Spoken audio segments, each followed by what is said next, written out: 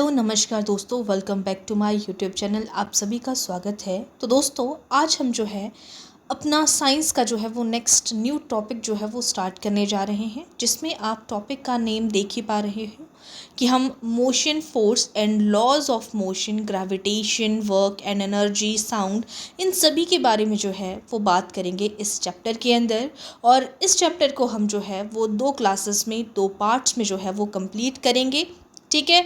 तो देखो, जो चीज़ें मैंने आप लोगों को करवाई हुई हैं यूट्यूब पे, यानी कि आपका जो साइंस का सिलेबस है, यहाँ से बाहर आपको जो है वो कुछ भी पढ़ने की ज़रूरत नहीं है। जितने क्वेश्चंस, जितना कॉन्सेप्ट आप लोगों को करवा दिया है साइंस के लिए, वो जो है वो सफिशेंट है, पूरा है। वैसे ही साइकोलॉजी के लिए भी जितना भी आपको प्लेलिस्ट के अंदर पोर्शन दिया हुआ है वो पूरा सफिशेंट है। अंडरस्टैंडिंग वहाँ से इतनी बन जाएगी, कॉन्सेप्ट वहाँ से इतने बन जाएंगे कि आप पेपर में बहुत अच्छे से कर पाओगे। ठीक है।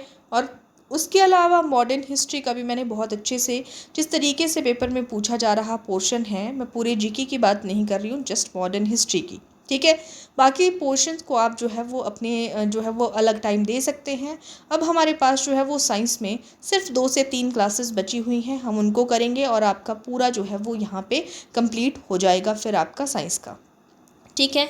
तो बिना टाइम वेस्ट किए हम आज की क्लास को स्टार्ट करेंगे। मैं सिर्फ इतना बोलना चाहूँगी कि अभी भी आप लोगों के पास जो है वो 10 से 11 दिन जो है वो पेपर के लिए बचे हुए हैं। तो अगर किसी ने पिछली क्लासेस को नहीं देखा है तो आप आराम से उनको अभी भी देख सकते हैं। प्लेलिस्ट पे जाके फटाफट से डबल स्पीड पे जाके जो है उनको आप कंप्लीट कर सकते हैं। ठीक है। तो चलिए करते हैं आज की क्लास को स्टार्ट। जैसे कि मैंने कहा कि हम यहाँ पे motion, force and laws of motion के बारे में बात करेंगे। तो सबसे पहले हम यहाँ पर जो है वो थोड़ा सा मोशन के बारे में जान लेते हैं, यानी कि गति क्या होती है। तो जब कोई वस्तु समय के साथ अपनी स्थिति बदल देती है ना, उसको हम क्या कहेंगे, मोशन, है ना।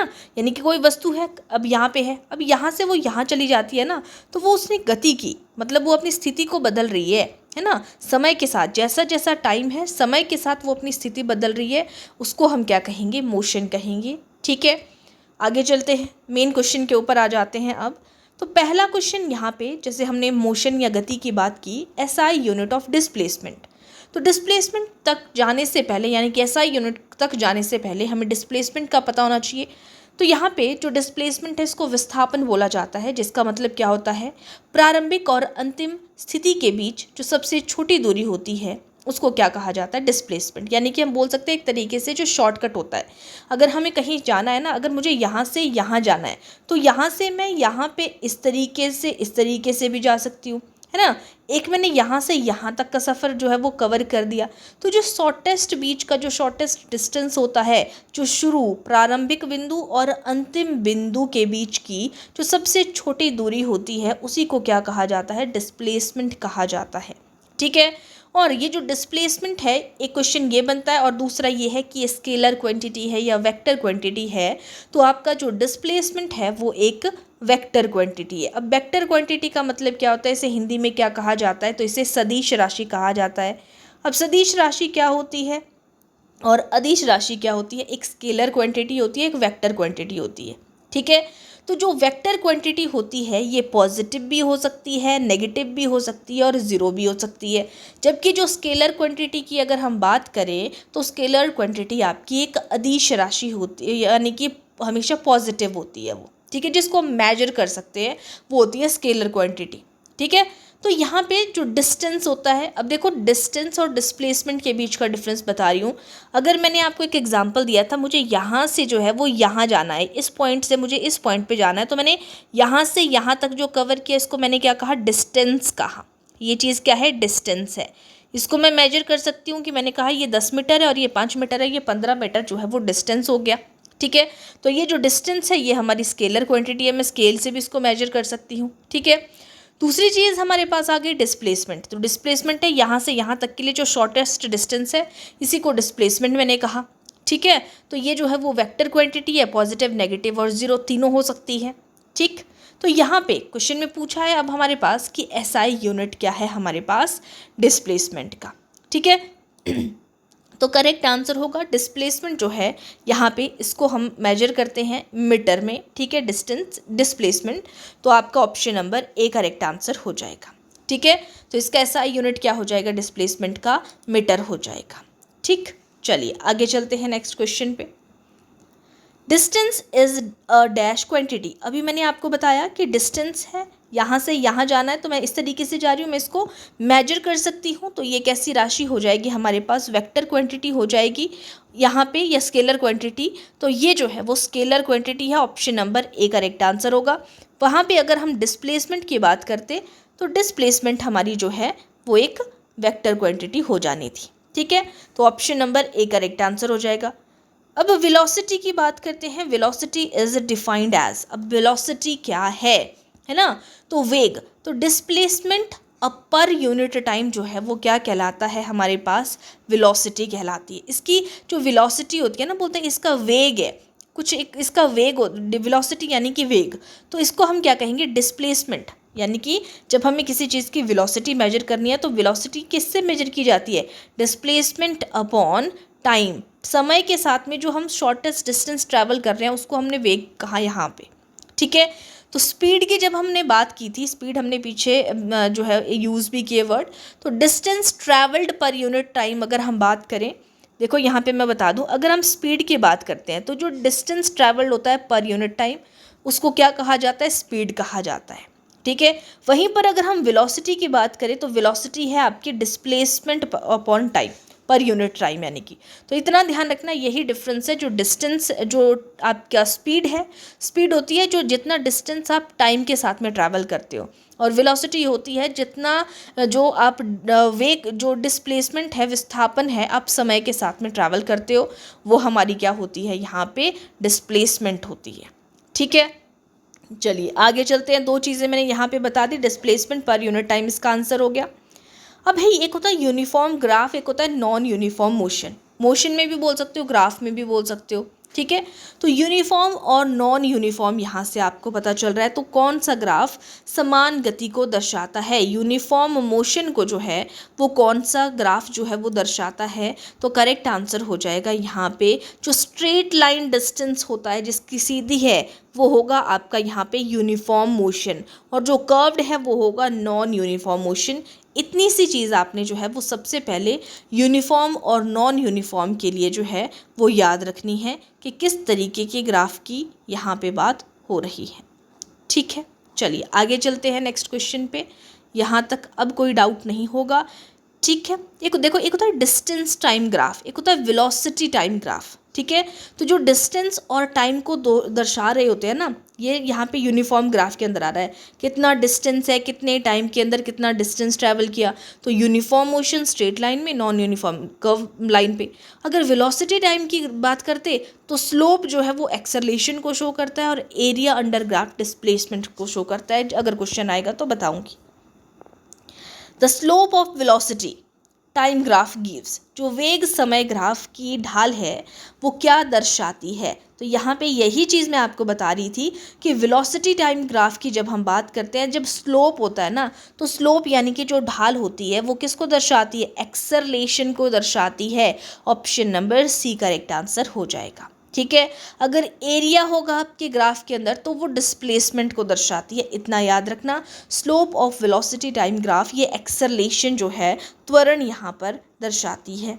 नेक्स्ट क्वेश्चन है, बोला जा रहा है if a body covers equal distance in equal interval of time the motion is, यानी कि एक वस्तु समान समय अंतराल में समान दूरी तय करती है कि जितना डिस्टेंस है उतना ही वो गैप जो है वो कवर कर रही है ना, तो उसको क्या कहा जाता है, एक्सेलरेटेड मोशन कहा जाता है, यूनिफॉर्म मोशन कहा जाता है, सर्कुलर मोशन कहा जाता है, या फिर जो है वो रैंडम मोशन कहा जाता है। तो जितना समय जितना ही उतना ही डिस्टेंस, तो उसको यूनिफॉर्म मोशन यानी कि समान गति कहा जाता है। ऑप्शन बी करेक्ट आंसर होगा। नेक्स्ट है एसआई यूनिट ऑफ एक्सेलरेशन। अब एक्सेलरेशन का एसआई यूनिट क्या होता है, तो मीटर पर सेकेंड स्क्वायर जो है आपका ऑप्शन नंबर बी यहाँ पर करेक्ट आंसर हो जाएगा। ठीक है, वेलोसिटी यहाँ पे एक्सेलरेशन में ध्यान रखना कि वेलोसिटी चेंज होती है पर यूनिट टाइम के साथ, और टाइम का आपके पास होता है सेकेंड, और वेलोसिटी को मेजर करते हैं हम मीटर में। ठीक है, तो एसआई यूनिट हो जाएगा मीटर पर सेकेंड स्क्वायर। ठीक है, मीटर पर सेकेंड स्क्वायर है एसआई यूनिट आपका एक्सेलरेशन का। ठीक है, एक्सेलरेशन का फॉर्मूला अगर हम बात करें ना, तो ये वेलोसिटी पर यूनिट टाइम इस तरीके से भी बन सकता है, acceleration is equal to velocity upon time. ठीक है, आगे चलते हैं। Which quantity can never be negative, कौन जो है वो कभी भी नेगेटिव नहीं हो सकता है।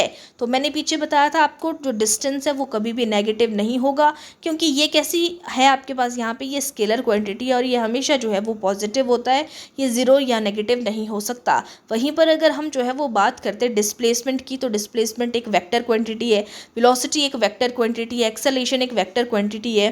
तो ये जो वेक्टर क्वांटिटी है पॉजिटिव, नेगेटिव और ज़ीरो हो सकती है, तो ऑप्शन सी करेक्ट आंसर हो जाएगा। नेक्स्ट है a body moving with constant speed, कोई भी जो बॉडी है वो कांस्टेंट स्पीड से चल रही है, मे हैव वेरिएबल, एक वस्तु स्थिर चाल से चलते हुए किसका परिवर्तन, कितना परिवर्तन होगा, यहाँ पे किसका नहीं, कितना परिवर्तन कर सकते, किसका परिवर्तन कर सकती है, नहीं कितना नहीं होगा क्योंकि यहाँ पे कोई यूनिट नहीं दिया है। तो यहाँ पे बोला है कि एक वस्तु स्थिर कांस्टेंट स्पीड से चल रही है वो, तो किसका परिवर्तन कर सकती है वो, डिस्टेंस में चेंज कर सकती है, वेलोसिटी में चेंज कर सकती है, या फिर जो है वो समय में चेंज कर सकती है। तो यहाँ पर करेक्ट आंसर हो जाएगा वेलोसिटी में चेंज कर सकती है, option number C correct answer हो जाएगा। ठीक है, आई होप यहाँ तक आप लोगों को जो है चीज़ें अच्छे से समझ हो आ रही होगी। तो वेलोसिटी हमने पहले भी बात की थी, तो वेलोसिटी का फॉर्मूला क्या है हमारे पास, डिस्प्लेसमेंट अपॉन टाइम जो है वो क्या है, वेलोसिटी है, वेग है। ठीक है, तो इसमें हम जो है वो किस में चेंज कर सकते हैं, अगर वो कांस्टेंट स्पीड से चल रहा है तो हम वेलोसिटी में चेंज कर सकते हैं। ठीक है, ये इसके इन्वर्स होता है, ये इसके उल्टे होता है क्योंकि। ठीक है, आगे चलते हैं नेक्स्ट क्वेश्चन पे। The area under velocity time graph represent, अब यहाँ पे बोला जा रहा है एरिया की बात कर रहे हैं, तो वेग समय ग्राफ के नीचे का क्षेत्रफल क्या दर्शाता है। ये भी मैंने आप लोगों को बताया था कि जब आपके पास दो टाइप के ग्राफ की हम बात करते हैं, एक मैंने आपको बता दिया था स्ट्रेट लाइन वाला, ठीक है, यूनिफॉर्म और नॉन यूनिफॉर्म मोशन जिसके अंदर हम जो है वो डिस्कस करते हैं। दूसरा हमने वेलोसिटी टाइम ग्राफ की बात की थी, तो जिसमें एरिया अंडर ग्राफ की बात हो रही है ना, या वेलोसिटी के बारे में बात हो रही है, तो वो क्या हो जाएगा यहाँ पे, displacement, option number C correct answer हो जाएगा। फिर से मैं एक बार क्लियर कर देती हूँ, जब डिस्टेंस टाइम ग्राफ की बात करते हैं और ग्राफ आपका स्ट्रेट लाइन में है तो यूनिफॉर्म मोशन, और वहीं पर अगर कर्व लाइन में है तो वो नॉन यूनिफॉर्म मोशन हो जाएगा। फिर उसके बाद हमने जो है वो बात की थी वेलोसिटी टाइम ग्राफ की, जब स्लोप की बात हो रही है तो वहाँ पे एक्सेलरेशन आ जाएगा स्लोप के लिए, और वहीं पर अगर एरिया की हम बात कर रहे हैं वेलोसिटी टाइम ग्राफ में, area under velocity time graph, तो वो डिस्प्लेसमेंट को दर्शाता है, तो option number C correct answer होगा। डिस्टेंस या डिस्प्लेसमेंट, डिस्टेंस होता है जो लॉन्गेस्ट डिस्टेंस, लॉन्गेस्ट आप पाथ ट्रैवल कर रहे हो, डिस्प्लेसमेंट होता है जो शॉर्टेस्ट आप यूज़ कर रहे हो। ठीक है, अब आ जाते हैं force and laws of motion से रिलेटेड कुछ क्वेश्चंस को देखेंगे। आपने लॉज ऑफ मोशंस जो है वो देखा है, first law of motion, second, इस तरीके से आपने देखे हैं, Newton's first law, second law, third law, है ना। तो पहले तो यहाँ पे न्यूटन के लॉ से पहले हमें फोर्स का कॉन्सेप्ट पता होना चाहिए। तो जो किसी वस्तु की अवस्था बदल देता है ना, उसकी अवस्था को चेंज कर रहा है ना, स्टेट को चेंज कर रहा है, उसको हम फोर्स कह रहे हैं। यानी कि पहले कोई चीज़ यहाँ थी, आपने उसको धक्का दिया, उसकी स्टेट को चेंज कर दिया आपने, पहले वो रेस्ट में थी, आपने मोशन में ला दिया उसको, है ना, फिर वो अगेन रेस्ट में आ गई, तो अवस्था को चेंज कर रहे हो आप, तो वो फोर्स कहलाता है। और फोर्स का ऐसा यूनिट क्या है आपके पास, न्यूटन है। ठीक है, अब न्यूटन एक व्यक्ति का नाम भी था जिसने क्या कहा था, यहाँ पे न्यूटन के लॉज दिए थे। फर्स्ट लॉ ऑफ मोशन जो है उसको क्या कहा जाता है, पहले तो फर्स्ट लॉ ऑफ मोशन में आपको समझा देती हूँ कि कोई वस्तु तब तक विराम या स्थान जो समान गति में रहती है जब तक कि उसके ऊपर बाहरी बल ना लगा दिया जाए। जैसे कि मैंने कहा एक अलमीरा है हमारी, और वो जो है वो सबसे पहले क्या है, वो खड़ी है, ऐसे या नॉर्मल, है ना। अब यहाँ पे अगर मैं इसके ऊपर फोर्स लगा रही हूँ तब वो यहाँ से मूव करेगी, तब वो मोशन की पोजीशन पे जाएगी ना। तो यही बोला है कि कोई वस्तु तब तक विराम या जो है वो समान स्थिति में रहती है जब तक कि उसके ऊपर बाहरी बल ना लगाया जाए, और इसी को क्या कहा जाता है, लॉ ऑफ इनर्शिया, यानी कि जड़त्व का नियम कहा जाता है इसे। ठीक है, इनर्शिया का मतलब क्या होता है? इनर्शिया यानी कि जैसे जड़त्व हम कह रहे हैं तो वो होता है अवस्था परिवर्तन का जो विरोध होता है, यानी कि जितना मास है किसी चीज़ का, जितना वेट होता है ना, उसका जो विरोधी बल होता है ना, इसमें क्या होता है ना, कोई भी चीज़ हमें ज़ोर क्यों लगता है किसी चीज़ को जब हम धक्का दे रहे हैं? वो इसलिए लग रहा है क्योंकि जितना फोर्स आप यहाँ पे लगा रहे हो ना, वो ऑब्जेक्ट भी आपको रिवर्स पे उतना ही ज़ोर जो है वो दे रहा होता है, इसकी वजह से होता है। तो इसीलिए लॉ ऑफ इनर्शिया हमने बोला कि अवस्था का परिवर्तन जब आप कर रहे हो, यहाँ से यहाँ उसको उसकी अवस्था ला रहे हो, तो उसका भी जो विरोध होता है, तो इसमें बोला जा रहा है जितना किसी चीज़ का मास होता है, द्रव्यमान होता है ना जिसका, जितना ज़्यादा उसका जो फोर्स है आगे से अधिक इनर्शिया भी जो है ना उतना ही लगता है। ठीक है, तो ये चीज़ आपने ध्यान रखना, लॉ ऑफ इनर्शिया इसको कहा जाता है। Next question, SI unit of force. तो अभी मैंने बताया था फोर्स का एसआई यूनिट क्या होता है? न्यूटन होता है। ठीक है, तो न्यूटन आपके पास, और फोर्स की डेफिनेशन मैंने बता दी, जो किसी वस्तु की अवस्था बदल दे उसको हम क्या कहेंगे? फोर्स कहेंगे। नेक्स्ट क्वेश्चन है, पास्कल किसका है? प्रेशर का है, याद रखिएगा। अब आ जाते हैं सेकेंड यूनिट ऑफ लॉ पे। न्यूटन का सेकेंड जो लॉ है वो आपके पास अगर आंसर करें तो न्यूटन के सेकेंड नियम के अनुसार हमारे पास जो फॉर्मूला बन के आता है वो है F=ma। ठीक है, तो ये सेकेंड लॉ है क्या? सेकेंड लॉ में क्या बोला है? तो सेकेंड लॉ बोल रहा है यहाँ पे सिंपल सी चीज़ कि जो आपकी फोर्स है वो फोर्स क्या है आपके पास?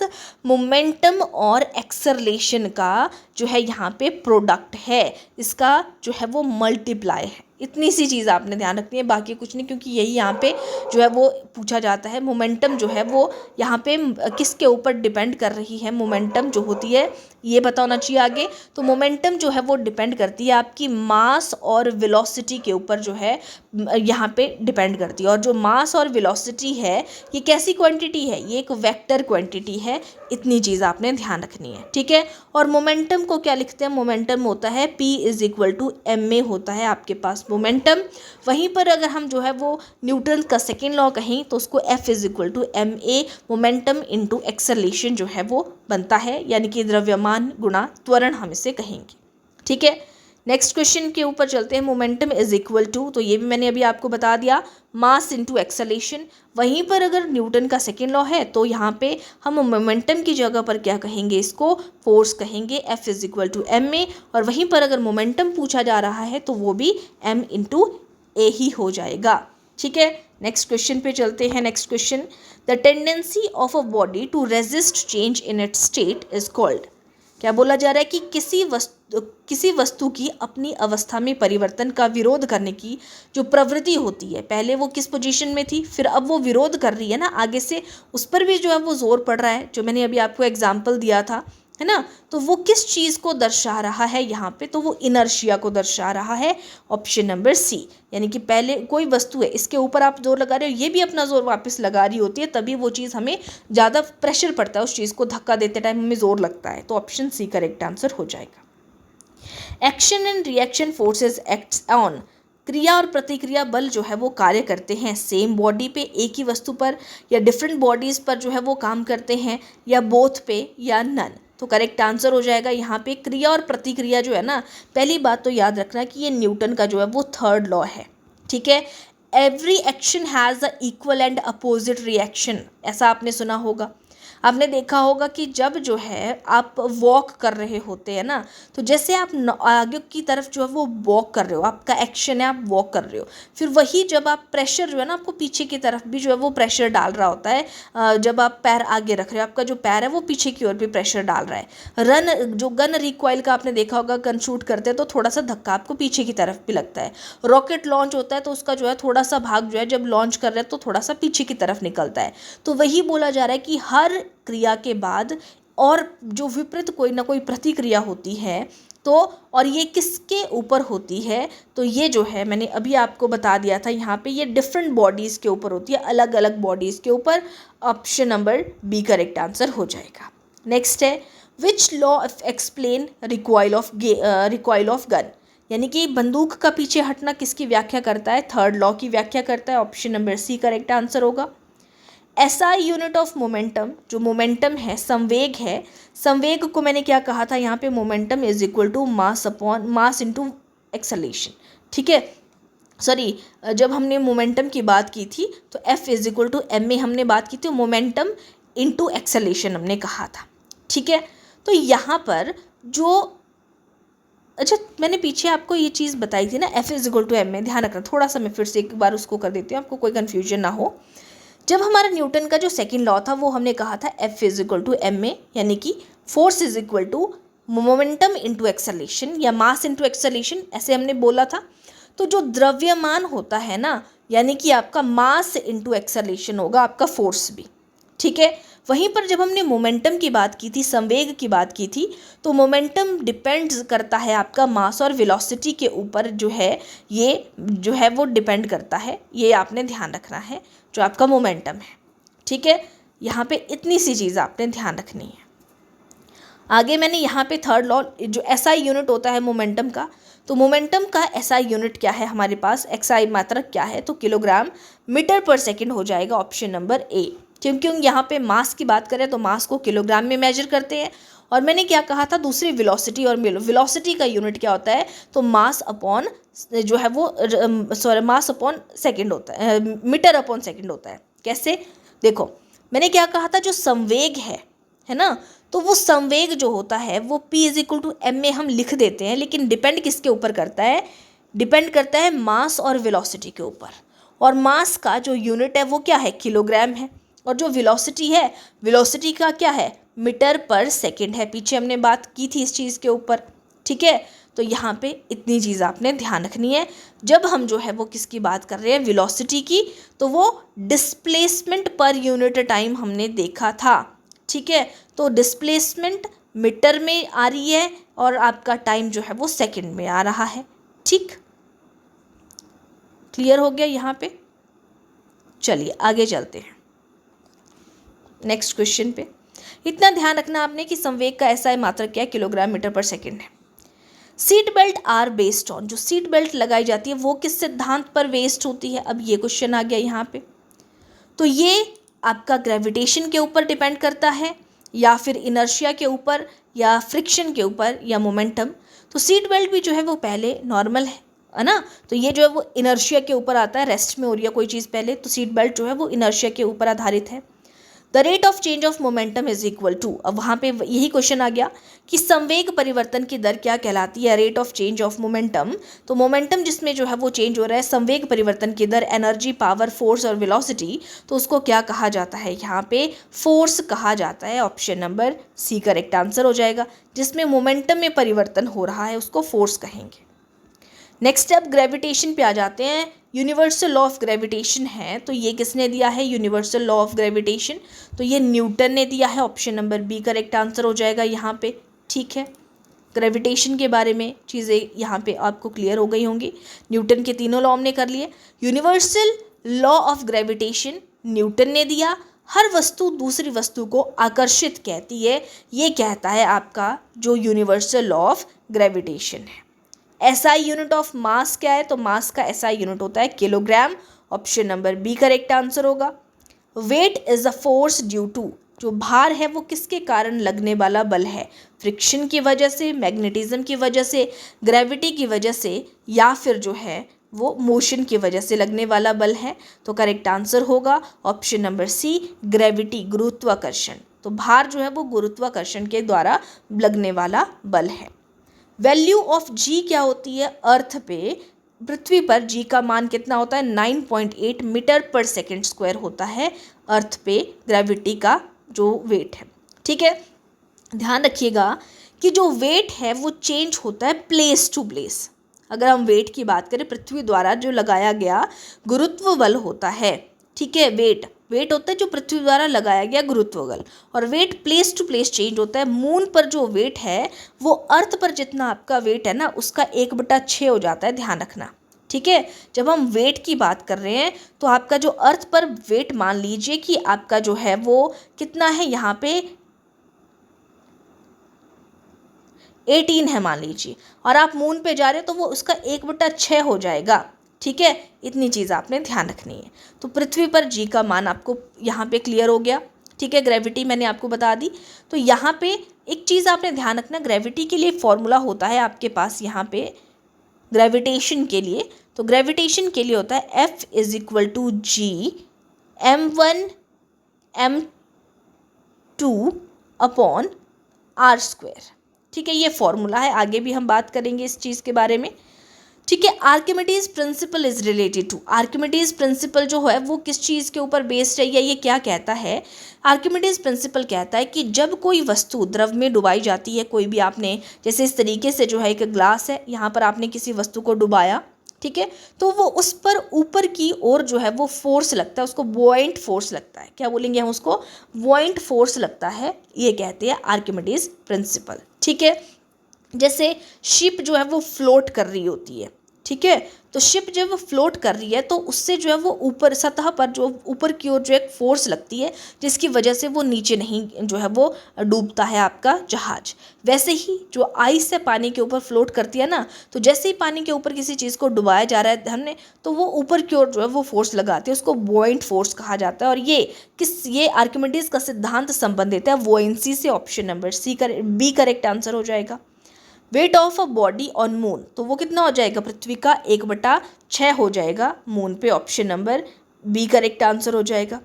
मास रिमेन्स कांस्टेंट बिकॉज, जो द्रव्यमान है वो हमेशा स्थिर रहता है, जबकि जो वेट है वो आपका जो है वो जो आपका मास का मतलब होता है स्थान घेरना, कि वो कितना स्थान घेर रहा है, ठीक है। और जो आपका वेट है वो एक यूनिट में देखते हैं हम कि इतना ये है, इतना वेट है।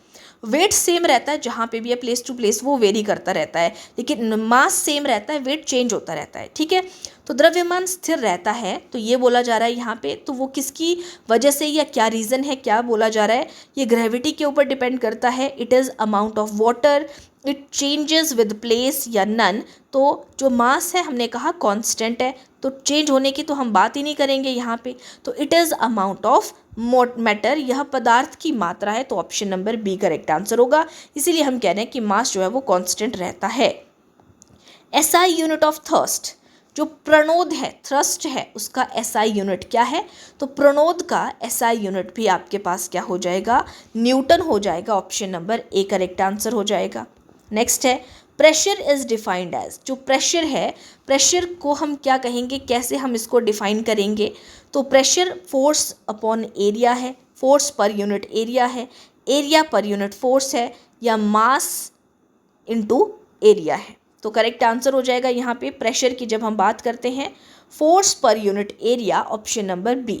ठीक है, प्रेशर जो है किसी चीज़ के ऊपर लगाया जाता है, प्रेशर लगाया जाता है तो फोर्स भी होती है, ठीक है, पर यूनिट, और एरिया के ऊपर लगाया जाता है, तो ऑप्शन बी करेक्ट आंसर हो जाएगा। नेक्स्ट है वाई डू शिप फ्लोट, तो शिप जो है वो बुओयंट प्रिंसिपल, बुओयंट फोर्स की वजह से, उत्प्लावन बल के कारण जो है वो तैरती है। अब वर्क एंड एनर्जी के ऊपर आ जाते हैं। एसआई यूनिट ऑफ वर्क क्या है? तो वर्क का एसआई यूनिट हो जाएगा आपके पास यहाँ पे joule, option number B correct answer हो जाएगा। न्यूटन जो है वो फोर्स का एसआई यूनिट है आपके पास जो है वो न्यूटन, ठीक है। वॉट आपका जो है एसआई यूनिट, आपका जो काम है उसका एसआई यूनिट तो हमने जूल देख लिया, ठीक है। तो यहाँ पे पावर है, पावर का एसआई यूनिट क्या हो जाएगा? पावर लिख देती हूँ यहाँ पे, तो पावर का एसआई यूनिट हो जाएगा वॉट, और प्रेशर है उसका हो जाएगा आपके पास पास्कल, ठीक है। Work done is zero when angle between force and displacement is, बोला जा रहा है कि जो आप कोई ना कोई बल लगा रहे हो ना, फोर्स लगा रहे हो, तो फोर्स और विस्थापन के बीच में जो कोण बनता है वो कितने डिग्री का कोण बनता है, ये यहाँ पे बोला जा रहा है। तो वो आपका 0 डिग्री का, 45 डिग्री का, या फिर जो है वो 90 डिग्री का या 180 डिग्री का। तो 90 डिग्री का बल जो आपका एंगल बनता है, option number C correct answer हो जाएगा, ठीक है। नेक्स्ट है energy possessed by a moving body is, जो गतिमान कोई भी चीज़ है, गतिमान वस्तु में पाई जाने वाली ऊर्जा क्या होती है? तो जो मोशन में होती है ना, उसको कहेंगे काइनेटिक एनर्जी, और काइनेटिक एनर्जी का फॉर्मूला है ½ mv², जो है यहाँ पे याद रखिएगा, ठीक है। तो फॉर्मूला ऑफ काइनेटिक एनर्जी अभी मैंने आपको बता दिया, ½ mv² है। नेक्स्ट क्वेश्चन है पोटेंशियल एनर्जी डिपेंड्स ऑन, जो पोटेंशियल एनर्जी होती है ना, स्थितिज ऊर्जा जिसको हम कहते हैं, तो वो किस चीज़ के ऊपर डिपेंड करती है? तो पोटेंशियल एनर्जी कोई चीज़ कितनी हाइट पे है उस चीज़ के ऊपर डिपेंड करती है, तो option number A correct answer होगा। और एसआई यूनिट ऑफ पावर क्या है? पावर का एसआई यूनिट क्या है? वॉट है। और जूल जो है वो किसका है? वर्क का एसआई यूनिट है आपका जूल, और फोर्स का न्यूटन है, पास्कल आपका प्रेशर का है। नेक्स्ट है 1 horse power is equal to, एक अश्व शक्ति किसके बराबर होती है? तो 746 वॉट के बराबर होती है। ऑप्शन ए करेक्ट आंसर होगा। Law of conservation of energy states that, कि ना ही उसको हम क्रिएट कर सकते हैं ना ही डिस्ट्रॉय कर सकते हैं। Energy can neither be created nor be destroyed. तो law of conservation of energy कहती है ऑप्शन नंबर सी। और ये न्यूटन का फर्स्ट लॉ है उस जिसको हम बोल रहे हैं law of conservation of energy. Commercial unit of electric energy is, विद्युत ऊर्जा की व्यावसायिक इकाई क्या है? जब कमर्शियल एनर्जी की बात करते हैं तो वो हो जाएगा आपका किलोवाट घंटा पर आवर जो है, हम किलोवाट और जो है वो विद्युत ऊर्जा की व्यावसायिक इकाई है। Energy stored in stretched spring is, जब एनर्जी जो स्प्रिंग है ना, जब उसको स्ट्रेच करते हैं, रबड़ को खींचते हैं, गुलेल को खींचते हैं या स्प्रिंग को खींचते हैं, तो वो कौन सी ऊर्जा को शो कर रहा है? वो इलास्टिसिटी है ना, तो वो पोटेंशियल एनर्जी को शो कर रहा है। ऑप्शन नंबर जो है यहाँ पे बी करेक्ट आंसर होगा, elastic potential energy. Next question है, sound is produced due to, तो साउंड जो है वो किसकी वजह से जो है वो हमें यहाँ पे सुनाई देता है या उत्पन्न होता है? तो साउंड जो है वो वाइब्रेशन यानी कि कंपन की वजह से उत्पन्न होता है। Option number B correct answer होगा। Sound can not be travelled through, sound जो है वो वैक्यूम यानी कि निर्वात से ट्रैवल नहीं करता है, सॉलिड, लिक्विड और गैस से ट्रैवल कर सकता है। SI unit of frequency, frequency का एसआई यूनिट क्या है? हर्ट्ज से। Option number A correct answer हो जाएगा। ऑडिबल रेंज क्या है ह्यूमन ईयर की? कितना साउंड आप सुन सकते हो? तो 20 हर्ट्ज से 20,000 हर्ट्ज के जो साउंड है वो सुनाई दे जा सकता है। Speed of sound is maximum in, sound की स्पीड सबसे ज़्यादा किस में होती है? सॉलिड्स में सबसे ज़्यादा होती है, फिर लिक्विड और फिर गैसेस में। ऑप्शन सी करेक्ट आंसर हो जाएगा, निर्वात में साउंड ट्रैवल नहीं करता है। Eco is caused due to, जो इको होता है ना, हमें मतलब दोबारा साउंड सुनाई देता है, तो वो रिफ्रैक्शन, रिफ्लेक्शन, डिस्पर्जन या एब्जॉर्प्शन किसकी वजह से होता है? रिफ्रैक्शन की वजह से। या ये इको कॉज होता है रिफ्लेक्शन की वजह से, जो आवाज़ है वो रिफ्लेक्ट होके चली जाती है ना, तो इसीलिए हमें दोबारा सुनाई देती है। पहले तो यहाँ सुनाई दी फिर यहाँ पे सुनाई दे जाती है, तो रिफ्लेक्शन होता है। यूनिट ऑफ लाउडनेस, जो लाउडनेस है उसकी जो तीव्रता होती है, ध्वनि की तीव्रता की इकाई क्या है? तो ये डेसिबल है, हर्ट्स है, जूल है, वॉट है। तो करेक्ट आंसर होगा डेसिबल, जो ध्वनि है वो डेसिबल उसकी इकाई है। Sonar works on the principle of, sonar किस प्रिंसिपल के ऊपर काम करता है? तो ये रिफ्लेक्शन ऑफ साउंड के ऊपर, रिफ्रैक्शन, इंटरफेरेंस या डिफ्रैक्शन, तो रिफ्लेक्शन ऑफ साउंड के ऊपर। सोनार जो है नेविगेशन के लिए यूज़ किया जाता है, याद रखिएगा, समुद्र में रिफ्लेक्ट आप सोनार का यूज़ करते हैं, रिफ्लेक्शन ऑफ साउंड है ये। The time period of a wave, तरंग का आवर्तकाल होता है।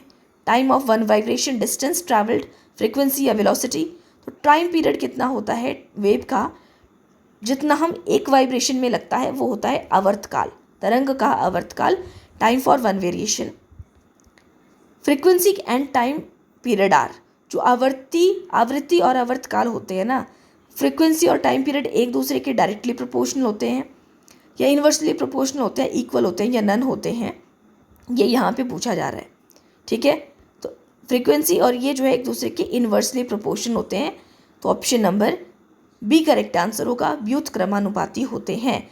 लैम्डा हमने बात की थी, ठीक है, तो लैम्डा होता है आपके पास वेवलेंथ, फ्रीक्वेंसी को हम एफ से डिनोट करते हैं, ध्यान रखिएगा। ठीक है, यहाँ पे एक फॉर्मूला हमारे पास होता है जब हम इसकी बात करते हैं, तो फ्रीक्वेंसी का जो यहाँ पे यूनिट फॉर्मूला है, तो F is equal to 1/t। ठीक है, इसका मतलब है कि यहाँ पे एफ यहाँ पे फोर्स को नहीं दर्शा रहा है, एफ यानी कि यहाँ पे फ्रीक्वेंसी है। ठीक है, तो फ्रीक्वेंसी और टाइम एक दूसरे के जो है वो क्या है, इन्वर्सली है, यानी कि अगर फोर्स इंक्रीज होगी तो आपका टाइम जो है वो डिक्रीज होगा, अगर आपकी फोर्स डिक्रीज होगी तो टाइम आपका इंक्रीज होगा। ये होता है आपका व्युत्क्रमानुपाती का। क्लियर हो गया? तो आज की क्लास में हमने 50 क्वेश्चन यहाँ पे कंप्लीट कर लिए। 50 से आगे जो है हम करेंगे सेकेंड पार्ट में डिस्कस। आई होप यहाँ तक के सारे क्वेश्चंस आप लोगों को पहले से भी आते होंगे और यहाँ पर भी जो है वो सारी चीज़ें आपको अच्छे से समझ में आ गई होंगी, कोई भी डाउट, कोई भी कन्फ्यूजन नहीं होगा। फिर भी अगर किसी को कोई भी डाउट है, कमेंट सेक्शन पे आप मुझे बता दीजिएगा कि आपको किसी क्वेश्चन में डाउट है, वो मैं कमेंट सेक्शन पे आप लोगों को क्लियर करा दूँगी। और अगर किसी ने अभी तक क्लासेस को नहीं देखा है तो प्लेलिस्ट पे जाके क्लासेस को देख लीजिएगा, वहाँ पे आपको सारी क्लासेस मिल जाएंगी, और चाहे वो मॉडर्न हिस्ट्री है या आपकी साइकोलॉजी है या आपकी साइंस है। ठीक है, और अगर चैनल को सब्सक्राइब नहीं किया है अभी तक, चैनल को सब्सक्राइब कर दीजिएगा, बेल आइकन को भी प्रेस कर दीजिएगा ताकि नोटिफिकेशन आपको आगे चल के मिलती रहे। तो आज के लिए इतना ही करेंगे, बाकी मिलते हैं नेक्स्ट क्लास में, नेक्स्ट पार्ट में। Thank you.